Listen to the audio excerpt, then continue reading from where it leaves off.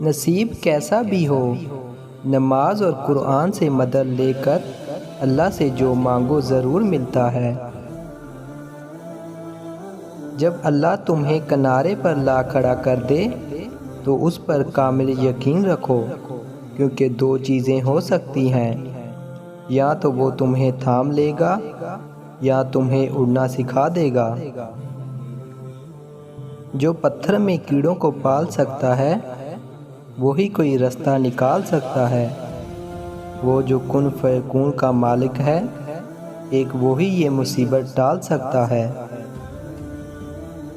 جب کسی کی مدد کرنے کی نیت کرو تو اللہ پاک گنجائش نکال ہی دیتا ہے۔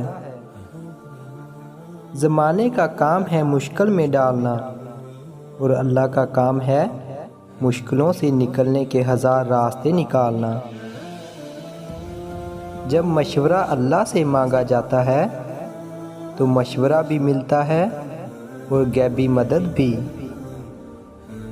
اللہ کی مدد ساتھ ہو تو آگ کی کیا مجال کہ آپ کا کچھ بگاڑ سکے۔ حضرت آدم علیہ السلام اور حضرت ابراہیم علیہ السلام کی زندگیوں سے یہ بھی سیکھا ہے۔ جب لوگ تمہیں تکلیف میں اکیلا چھوڑ دیں تو جان لو کہ اللہ تمہاری کام کا ذمہ خود لینا چاہتا ہے۔